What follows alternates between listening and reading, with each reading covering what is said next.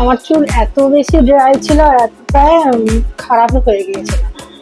তো দাদাই বলছি, এত ভালো করে দিয়েছে ট্রিটমেন্ট, প্যারাস্মুথ করে দিয়েছে, দারুণ করে দিয়েছে। আমার তো মানে কি বলবো, লুক তো চেঞ্জ হয়ে গেছে আর এত ভালো লাগছে কি বলবো।